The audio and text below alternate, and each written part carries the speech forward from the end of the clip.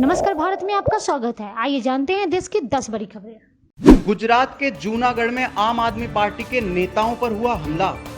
गुजरात के जूनागढ़ में आप के नेता ईसुदान गढ़वी और हीरा कारोबारी महेश सवानी पर हमला हुआ है।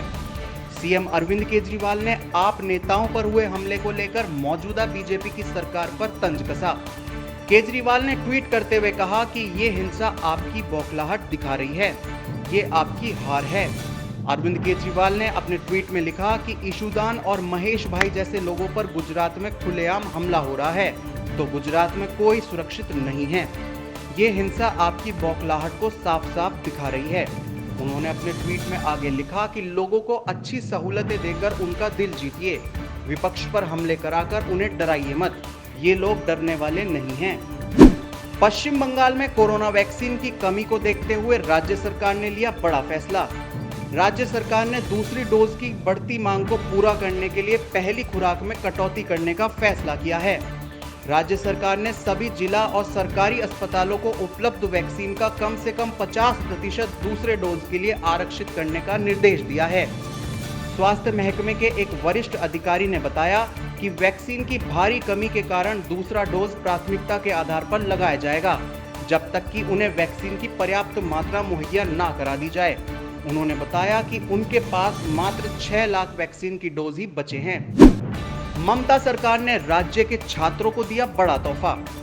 पश्चिम बंगाल की ममता सरकार ने छात्रों के लिए स्टूडेंट क्रेडिट कार्ड लॉन्च किया है। इस क्रेडिट कार्ड के जरिए छात्र साधारण वार्षिक ब्याज दर पर अधिकतम 10 लाख रुपए तक का लोन ले पाएंगे। मुख्यमंत्री ममता बनर्जी ने इसका ऐलान करते हुए कहा कि उन्हें यह घोषणा करते हुए बहुत खुशी हो रही है कि पश्चिम बंगाल में छात्रों के लिए क्रेडिट कार्ड लॉन्च किया गया। उन्होंने आगे कहा कि पश्चिम बंगाल के युवाओं को आत्मनिर्भर बनाने के लिए साधारण वार्षिक ब्याज दर पर इस योजना के तहत 10 लाख तक का लोन दिया जा सकेगा। बीजेपी कार्यकर्ताओं और आंदोलनकारी किसानों के बीच हुई मारपीट। कृषि कानून के खिलाफ दिल्ली की सीमाओं पर किसानों के आंदोलन को 7 महीने पूरे हो चुके हैं। इसी बीच यूपी गेट गाजीपुर बॉर्डर पर किसानों और बीजेपी कार्यकर्ताओं के बीच मारपीट हुई है। इसमें गाड़ियों में तोड़फोड़ और कुछ लोगों के चोट भी लगी है। जानकारी के मुताबिक बीजेपी के कुछ कार्यकर्ता बीजेपी नेता अमित वाल्मीकि के स्वागत में आंदोलन स्थल के पास मौजूद थे। इसी दौरान किसानों ने भी इस बात पर आपत्ति जताई और उनको काले झंडे दिखाना शुरू कर दिया। देखते ही देखते दोनों गुटों के बीच मारपीट शुरू हो गई।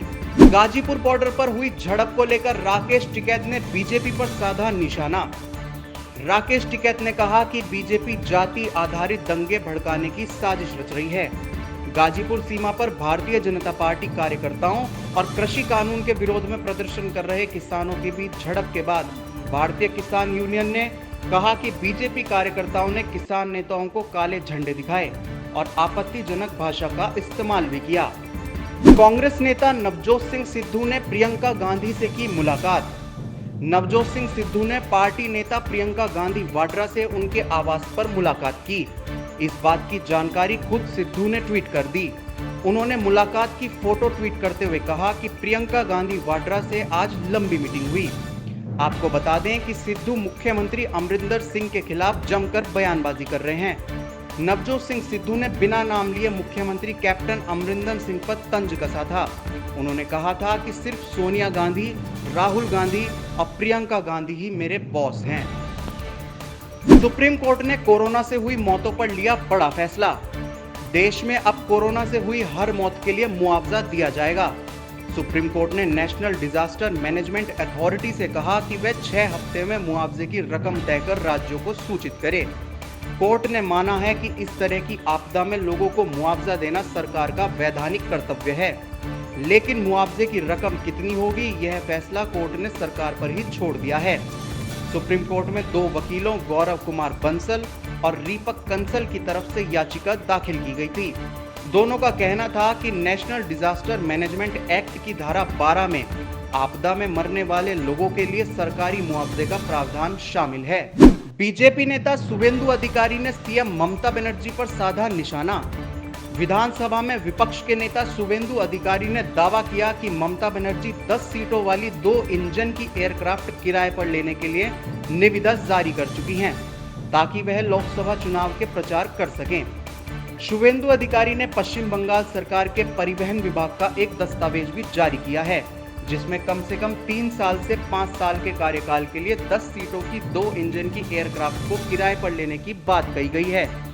शुभेंदु अधिकारी ने सवाल किया कि राज्य सरकार को अचानक एयरक्राफ्ट की क्या जरूरत पड़ गई। डीजीसीआई ने 31 जुलाई तक अंतर्राष्ट्रीय उड़ानों पर लगाया प्रतिबंध।